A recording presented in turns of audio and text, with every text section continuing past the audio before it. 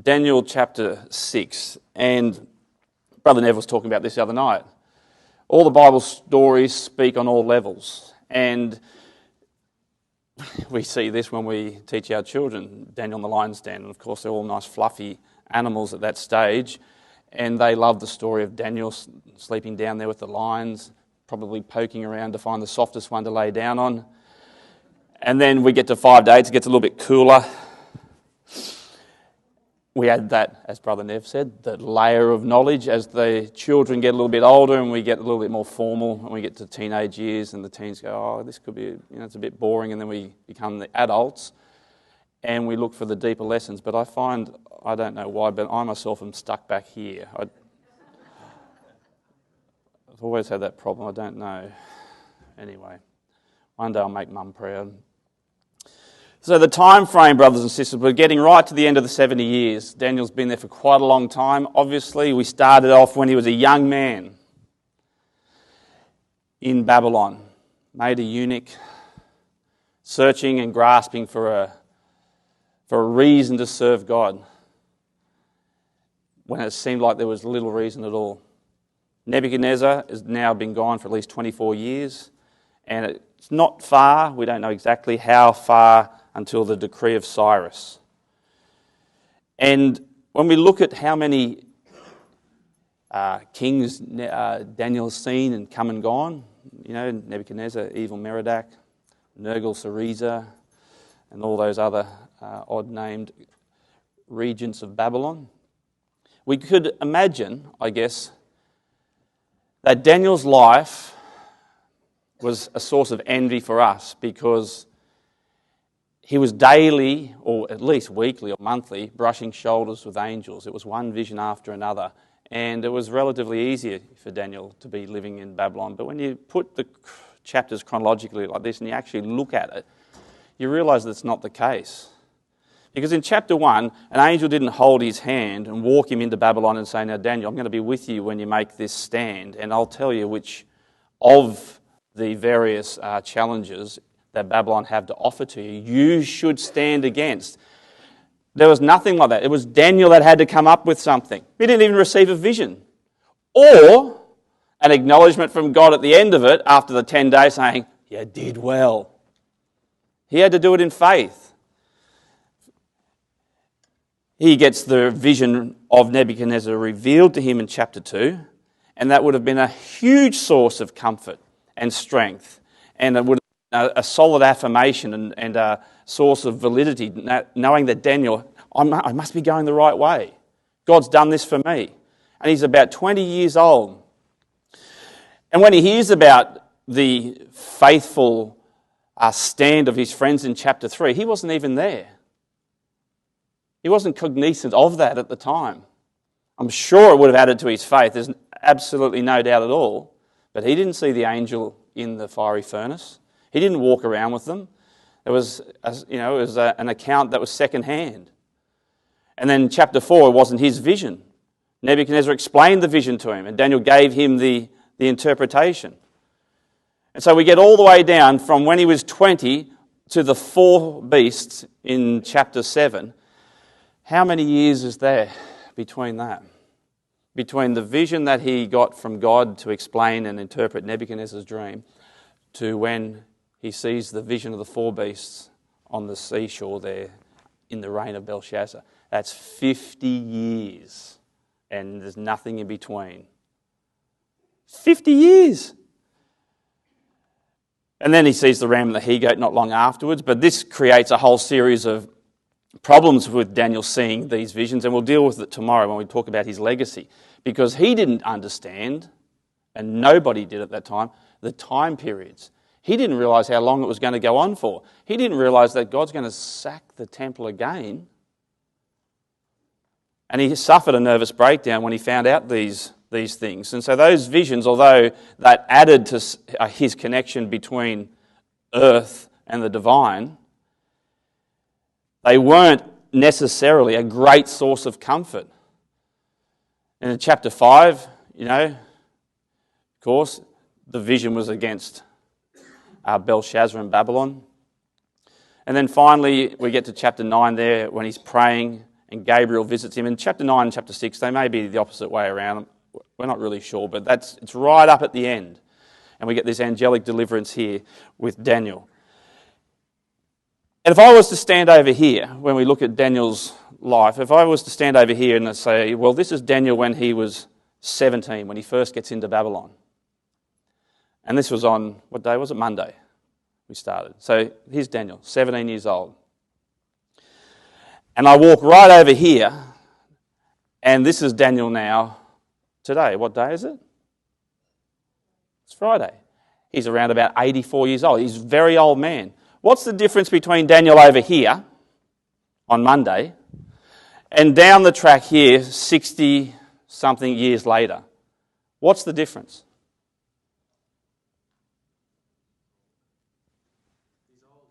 That's right. There's just a few wrinkles, maybe less hair, maybe a bit grey.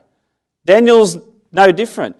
This story of Daniel is a model of consistency. This story of Daniel, this is what I love about him. We keep looking at Daniel about what he did and what he said and how he acted, and he was just so consistent. It wasn't Daniel like he was out there searching for something to make a stand against. Babylon was the one that decided what he'd make a stand against because it made him come in to question whether or not it transgressed God's law. Daniel was just being Daniel all the time for those 70 years in Babylon.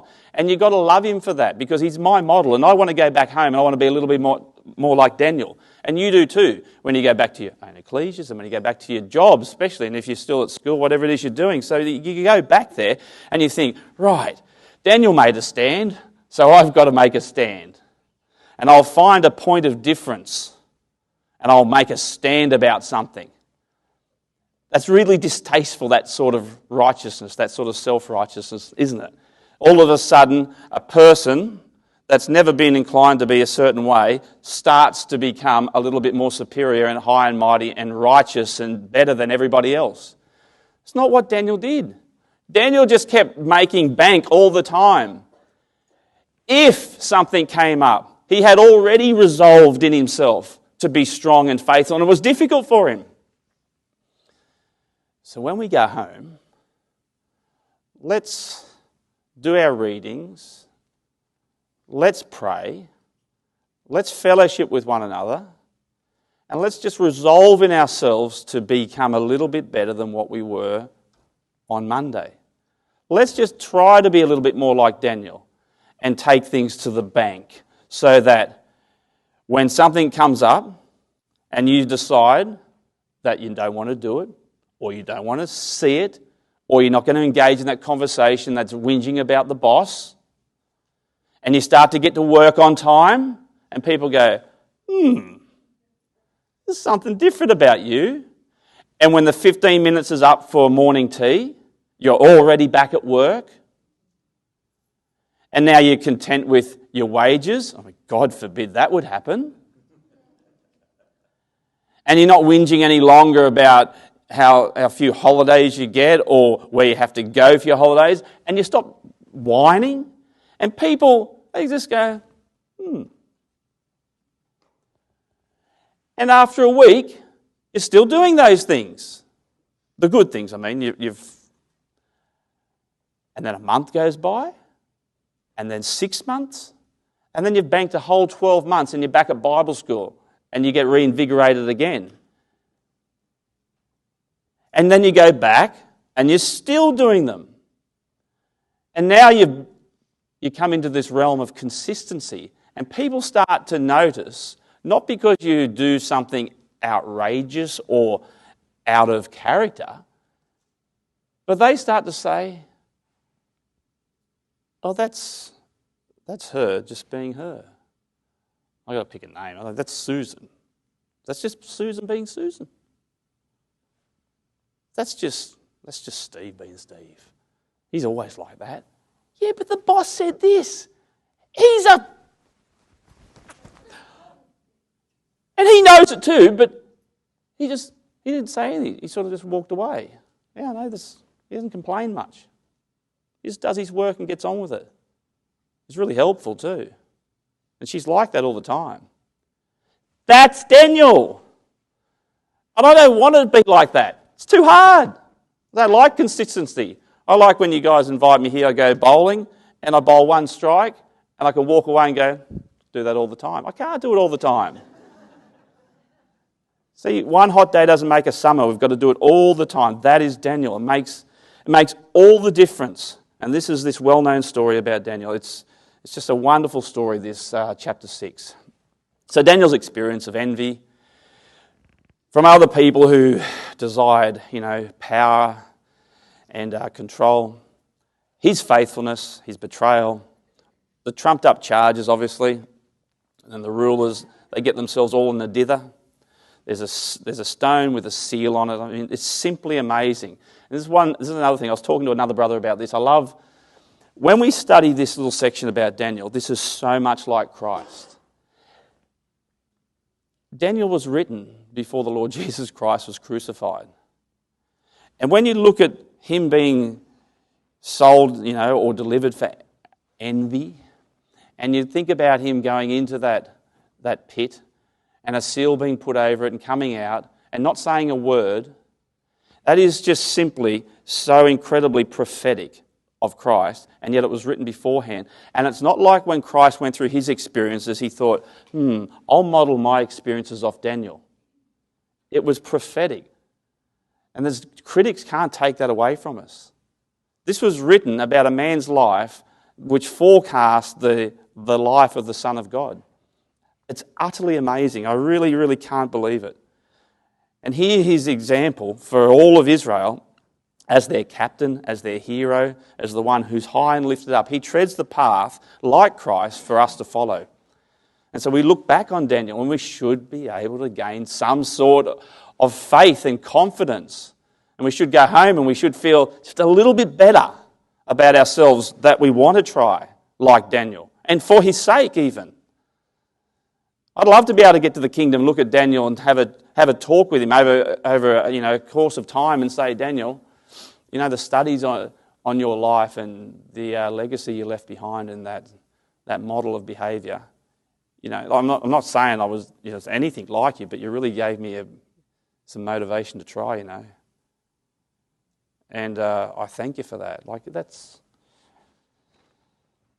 That's something to look forward to, brothers and sisters.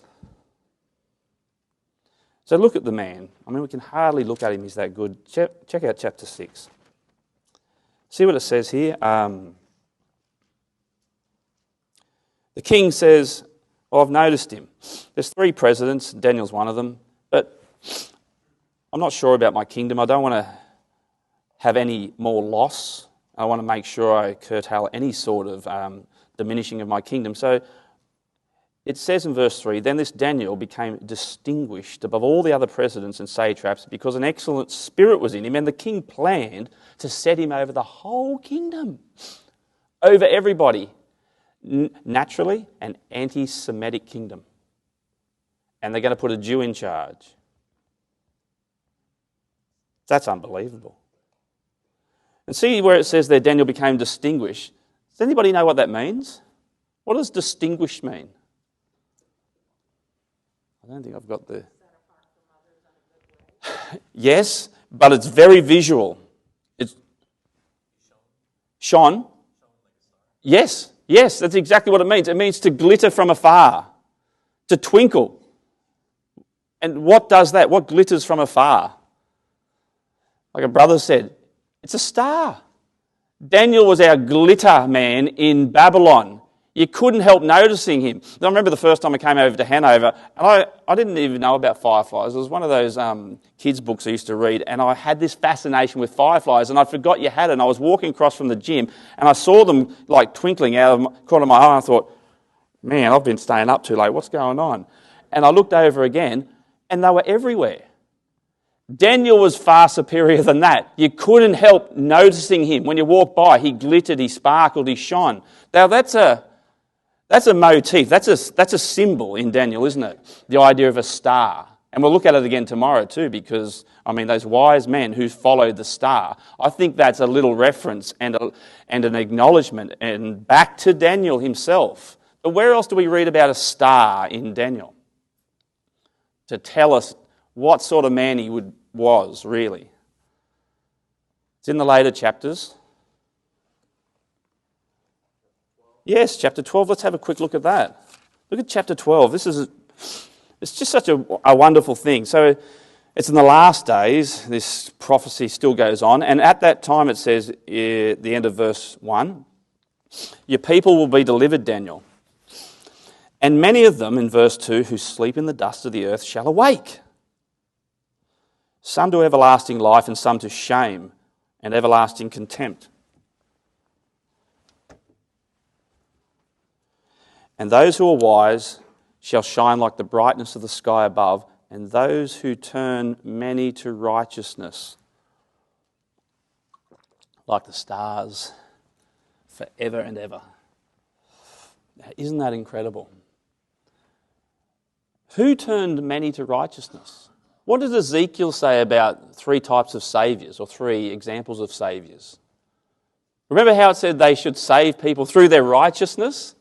That's how Daniel saved people, through his righteousness, so that people looked at him and said, I want to be like him. I want to try a little bit harder to try and do that. I know I'm not going to make it, but I'm certainly going to have a go. This is what Daniel did.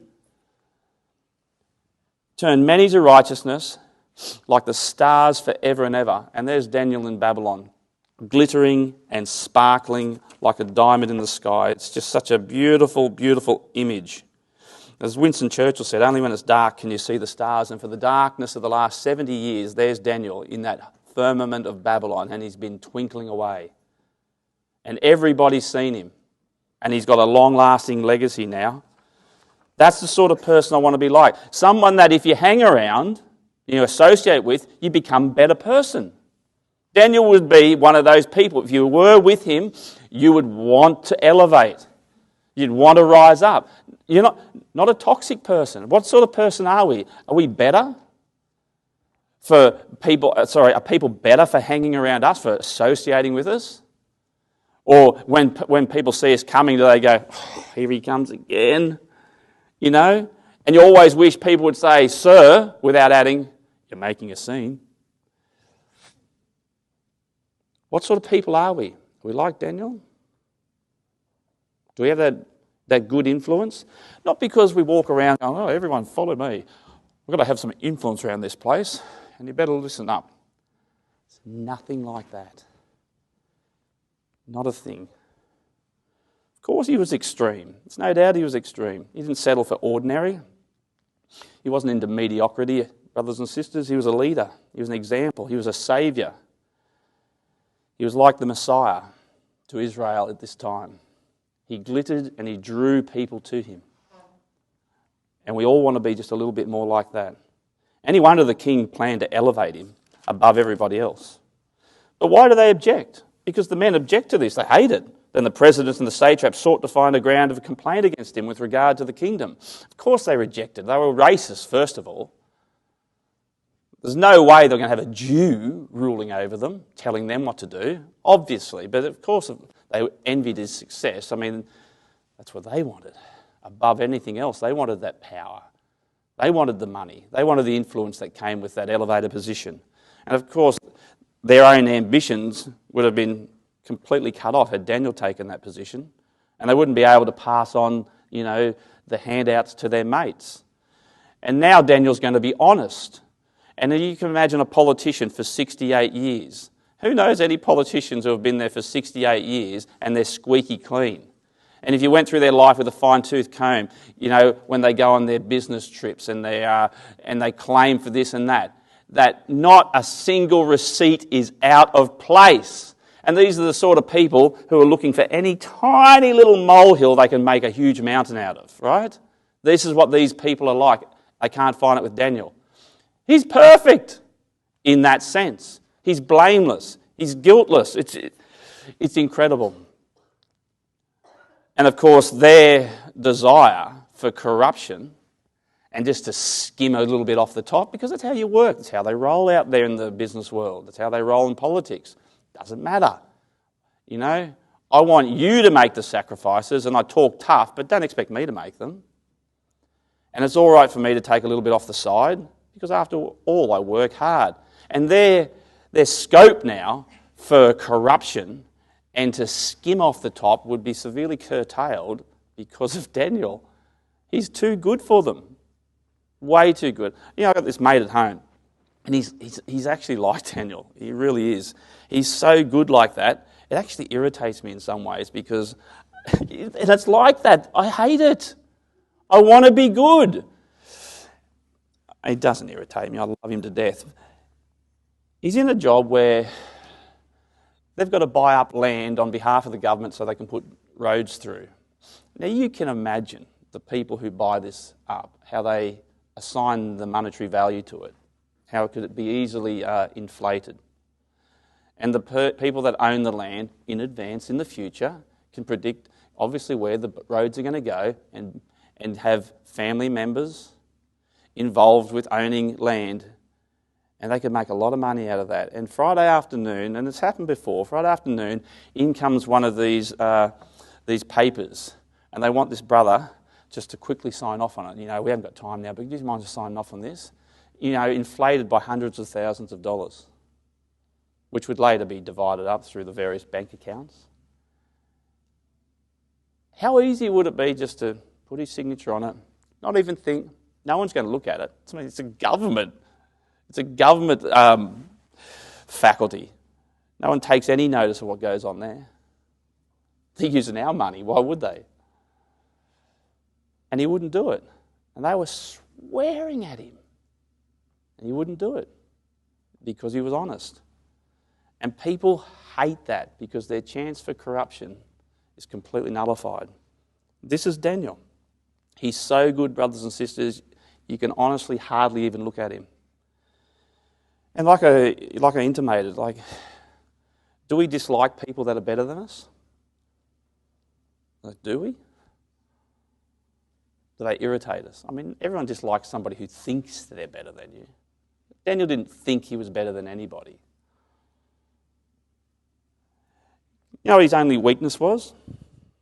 Daniel's only weakness was that he obeyed God rather than man. And they said, they looked, but they couldn't find any ground for complaint, and they found no fault in him. So beautiful. They found no fault in him because he was faithful, and no error or fault was found in him. And they said, we're not going to give up. We shall not find any ground for complaint against this Daniel unless we find it in connection with the law of his God. So they're going to set him up. That's what they're going to do. And when it says there that verse 6, these presidents and the satraps came by agreement. That coming together by agreement is a tumult. This tumult could be on your side and backslapping and so happy and getting you all excited. Or this tumult could at the very next moment be screaming out, crucify him, crucify him. This is that sort of tumult. And they come together and they've got this great idea in verse 6 to propose to the king and to pander to his ego in such a way, and the king knows better. Come on, how good would it be, O king, if only for 30 days nobody made any petition to anything else but to you, God, like king. Oh, shucks, They do that anyway, don't they? No. Everyone's praying to their own gods. But for 30 days, just you. You'd be the only God in the constellation completely. And he starts to think to himself, because this is the tumult in verse 11 that come to Daniel in verse 11. They came by agreement, same idea, same word. And they find Daniel when he's making his prayer and they go, Daniel, you're not saying a prayer like God, are you? Looks like you're not going to get that promotion. Nah, just kidding. We're going to have you killed. And it's the same tumult in verse 15 where these men came by agreement again, gathered together to the king and said, King, we have a law and it can't be changed. Yeah, he should be crucified. Sorry, it can't be changed. Daniel's got to go in the lion's den. And so the king in verse 6 is so enamored by this. And he thinks, it's great. But he wants to check, of course, but is everybody in agreement? Do they really all think I'm a god? Yeah, of course, everybody. Everyone. They're liars. Daniel never agreed to this. Never at all. And the tension ratchets up as the king's pride is successfully appealed to. And he's going to be deified now. And immediately upon signing it, he would have felt guilty. And he definitely, absolutely had regret. And so Daniel, look what he does. As he's done before, verse 10, Daniel knew. When Daniel knew, he's not ignorant of this, that the document had been signed, he went to his house where he had windows, his upper chamber, open towards Jerusalem. He got down on his knees, and 3 times a day he prayed and gave thanks before his God, as he had done previously. So, do you know what's incredible about this? Like, why would he pray? Like, why? It's only 30 days. Isn't it better? Isn't it more important that you survive? Isn't it more important that you as the leader of the people get through this little challenge? Why not just close the windows? I mean, after all, Christ did say, don't do your prayers in public. Why would he do it? Why would Daniel do that? And sorry, there's a good slide for you to put in your Bible as well. It's in Peter's writings, but we're not going to do it with that. I've already had plenty of brothers and sisters say, Brother Matt, why do you go through your slides? You put them in there, you don't use them. I know. I keep making that mistake. I apologise. I always get my capabilities mixed up with my ambitions, I promise. So, why pray? Well, first of all, because he's our example. He's their example. He's the leader and the captain, and people follow him. In chapter 1, when he decided that he wouldn't eat the king's food and drink the wine of Babylon, that gave the power and the strength to those other 3. That when Daniel wasn't there, they would say to themselves, first of all, they'd say, well, where's Daniel? And they would slap each other and say, hey, we've got to stand for ourselves now. Daniel would stand, we'll stand. So there's kids at home. And mum and dad say, no, we're not praying tonight. And the little kid would go, but mum, Daniel did.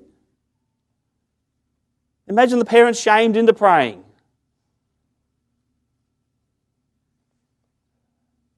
He's their example. He's their model. He had to. If Daniel doesn't pray, the whole nation stops praying. And if we're getting towards the end of the 70 years, I don't think chapter 9 is the prayer he's praying, and we'll talk about that tomorrow, but it doesn't matter. It's the tenor of the type of prayer that he often prays. It's the calibre of the prayer. It's the desperation towards Jerusalem, looking forward to going home. He hasn't got time. How many prayers would you miss out on over 30 days? Where's our maths teachers again?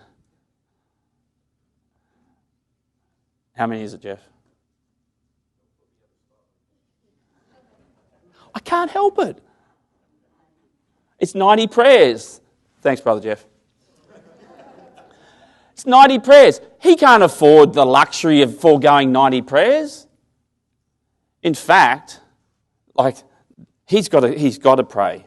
Christ went through as our example, and because of that, we look to him. Because of Daniel, we look down the annals of time back to Daniel, and we all think, if he prayed, I can pray. 3 times a day. And habit. That's why he prayed. Number 2. Why did he pray? He prayed for habit. Is habit bad? Isn't repetition bad? No. Repetition is not vain. It's vain repetition that's vain. We used to have this older brother at a meeting in Lismore. He used to say the same prayer every time he was asked on a Sunday.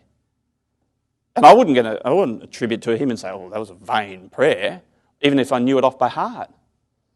But it was his prayer. There's nothing wrong with repetition. It's vanity that takes away any of its value. Daniel had a habit of praying. Does anybody know how many prayers he said in 70 years? Now, this is a hint that gave Daniel strength for 70 years. Does anybody know? 3 times a day times 360 times 70. Now, I added this up before I came, and I had a maths teacher at home check it for me. I got 100% on this one. So I'll just find my notes again and check. Now let me have a look down here. It's around 75,000 prayers, faithful, fervent prayers over 70 years. And people go, oh, I find it difficult to pray. I do. Sometimes I forget to pray. I think, what am I doing? I don't think Daniel did. He may have had some ups and downs, but he's pretty consistent, 3 times a day, looking out his window towards Jerusalem. Habit gets you somewhere. And we go, but that's too hard. I like to pray when I feel like it. Brothers and sisters, you pray when you feel like it. You're not going to pray in the hard times. Prayer gets you through the hard times. You don't want to be at the whim of your emotions when you feel like it. Imagine being at the whim of your emotions, waiting to pray when you feel like it. When you're down, you don't feel like it. When you're angry, you don't feel like it. When that brother or sister said those nasty comments to you, you don't feel like it, especially not praying for them. No way. Here's the thing. We all want to be disciples, don't we? Because people go, oh, but life as a disciple shouldn't be hard because it's following Christ. He's called us. We're chosen. Do you know what think about the etymology of the word disciple. What's at the base of it? Discipline. Now that sort of rubs you the wrong way. I like the word disciple better, but there's discipline at the base of it. And when we think about it, we go, ooh, that feels a little different. But that's what it takes. Discipline. And it's hard. And we need to make sure we do it all the time. Life as a follower of Christ. These long habits that Daniel had, uninterrupted, rigid habits for 70 years that set him in good stead. That's why he was strong. How often do we seek to be spontaneously revved up after a talk or a Bible school or some, weekend away? And they're good, by the way. They're fine. But unless that's shackled to reading, prayer and fellowship, the 3 greatest things that we have in life, it's just going to fade away. We've got to seek more understanding through the Scriptures and through books that expound the Scriptures. And we've got to pray to our Heavenly Father that we can not only take that information in and we can make something of that information so that we can practice in our life, but then in fellowship we go to our community and we share it. They're the 3 greatest things that we have. And we've got to make sure any revival that we have in the truth, anything that refreshes us, is securely, as we said before, harnessed to a daily routine. It's worth doing. And so, on my phone here, I've got this little buzzer that I have 3 times a day, and it just is titled PT. I've had it for years. And it means prayer time. And I don't get on my knees and I don't face Jerusalem. And you know what is so hopeless about me? I don't even listen to it. I just go, oh, it's buzzing again, turned off. But it does remind me. And I do get to the end of the day and I think, oh, I didn't do that. 3 times a day. You can choose the times. It's an apostolic practice. It's a Daniel practice. It was a Christ practice. It's good for us to have something solid in our life, something that's concrete that we do often. He prayed out of habit. And also, brothers and sisters, it was definitely the safest option by far. Absolutely by far the safest option. What would you rather do? Fall into the hands of the living God or jump into Nebuchadnezzar's fiery furnace? Would you rather get thrown into the lion's den out of disobedience and turn around and see your whole nation that you stood up for so long all turn away with you? What would you rather do? It was the safest option for Daniel, and he honoured God. Absolutely honoured God in what he did. And the habit and the sincerity of Daniel got him through it. Now, we know what happened. And I'm all out of sorts today because the time has changed. So what time do I have to finish today?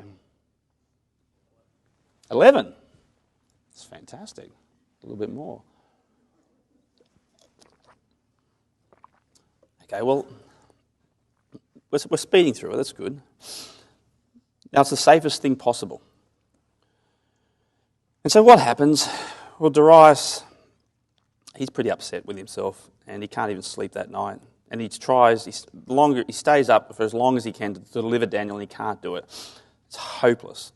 Who'd want to be a king of the Persians? I'd hate to be a king. I'm just kidding. But King Sin, which is what he really represents here, he's king of self. It's all about me for 30 days. He can't deliver you. There's no way at all. And in goes Daniel. A stone was brought, laid on the mouth of the den in verse 16, and the king sealed it with his own signet. And in he goes. Now, we're going to look right at the end, and we're going to have a little question and answer session. I wonder what Darius knew about Daniel's faith and the interpretation of Daniel 2 and what Daniel believed and the hope of the gospel. And it's quite interesting when he makes his decree at the end. And so you have these ideas here which are contrasted because you have a king, and there's no doubt when Daniel went into the lion's den, he must have been shaking like that because it's a fearful thing. But he had faith, and once he saw the growling lions settle and he found a place to sleep, he probably slept very soundly. Meanwhile, the king had sleep flee from him, and he couldn't sleep because he was worried and anxious all night. It's quite an image, actually. And then the desperate king in the morning races out, and he comes near the den where Daniel was in verse 20. He cries out in a tone of anguish. The king declared to Daniel, "O Daniel, servant of the living God, has your God whom you serve continually been able to deliver you from the lion's den?" And then Daniel says to the king, "O king, live forever.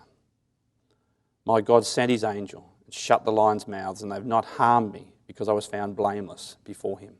And also before you, O king, I have done no harm." No harm's come to him. There's so many images here. So what's important, or what strikes you about verse 21?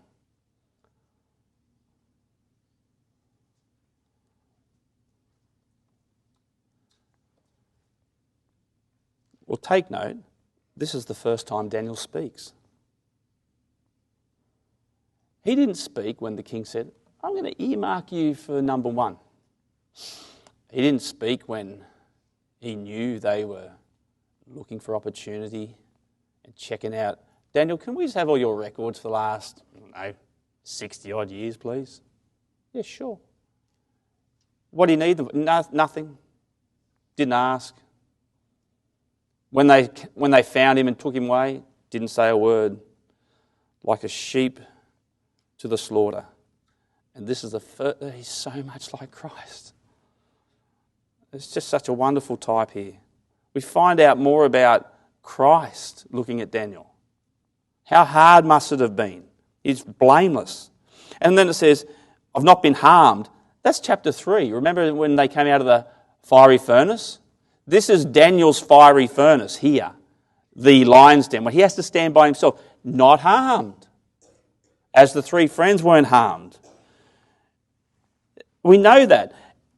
Does anybody know in the New Testament where the furnace and the lion's den are put together in a single verse?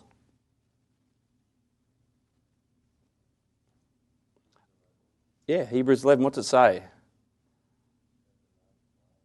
Yes, shut the mouth of lions and... I'm hoping you can remember because just the last line's on for me. Is it quench fire? Stop fire? Quench the power of the fire. Thank you. I thought I was going to have to stand here for the next 5 minutes. There it is. Parallel in Hebrews 11. And then the king, pretty upset he is, he gets those men who have maliciously accused Daniel. Now, surely you've looked up the word maliciously there. What's it in the AV, by the way? In verse 24.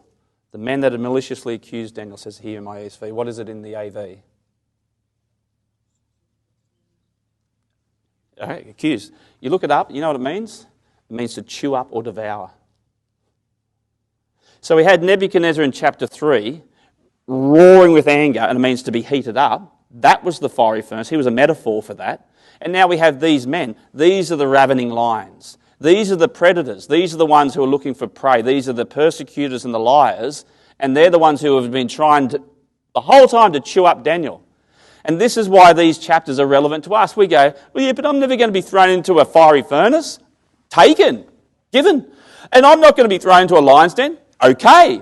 But you will have people that want to chew you up and devour you and destroy your life. And you're going to have the heat of people's anger just because, not because you walked into the office and went, right, I'm going to be a good boy now, and everyone's going to see how much better than you I am. No, it's not the reason.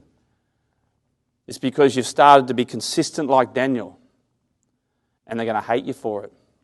You might attract some to God because you are trying to glitter like a star, but you will suffer their anger more often than not, and they will backbite you, and they will seek to devour you.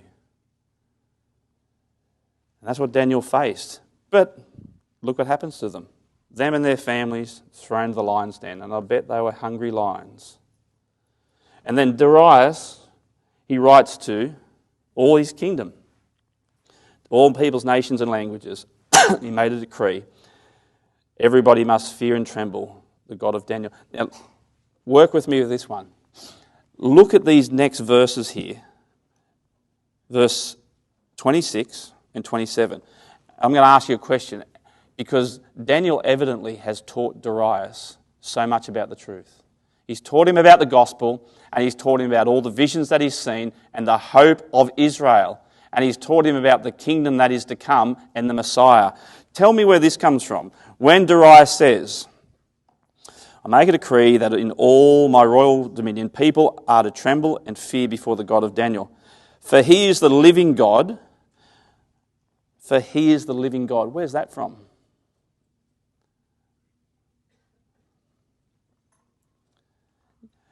That's Nebuchadnezzar in chapter 4, after he had his sanity returned to him. He praised the living God. Daniel told Darius about Nebuchadnezzar's episode. Daniel told him, not just from a history book what happened, but Daniel told him why it happened, because he was proud and he was beginning to be a narcissistic king again and oppress the poor. Darius got it. He's a living God, enduring forever, and his kingdom shall never be destroyed. Where's that from? It's Daniel 2:44. Daniel's told him about the stone. And Daniel's told him that, Darius, you're the breast and arms of silver. It's not going to last forever. And Darius has accepted it. First time.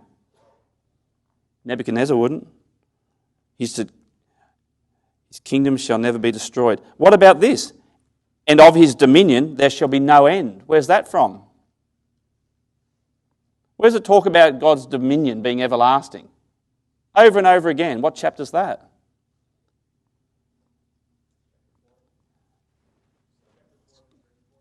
It probably is in there, but it's definitely punctuated in chapter 7, where Daniel must have told Darius, you know what, a few years ago now I had this vision, I was standing on the seashore of 4 nations, because this is the parallel to the vision of chapter 2. And as if Daniel didn't see it. If we can comment and say, oh, Nebuchadnezzar saw his kingdom like a mighty warrior, an image of a man, Daniel would have said, Darius, God gave me this vision. This is how he sees the kingdom of men, as ravening beasts. And unfortunately, their dominion will come to an end, but not God's. Darius quotes that. And verse 27, he delivers and rescues. Where's that from? Was it just because he saw Daniel come out of the lion's den? Or was there a parallel account with chapter 3 where Nebuchadnezzar said, you know what? No God can rescue like this. Darius could see that. It changed the king's command. And he works signs and wonders. Where's that from? That's Nebuchadnezzar again. Nebuchadnezzar, after he's healed and his mind comes back to him, he says, this is the God that can work signs and wonders. I find this absolutely amazing. This king has been taught by Daniel. Daniel is our man. He is our example. He is Israel's saviour in Babylon. And I want to be a little bit like him. And I've got to say, brothers and sisters, I think he'd be ashamed of me.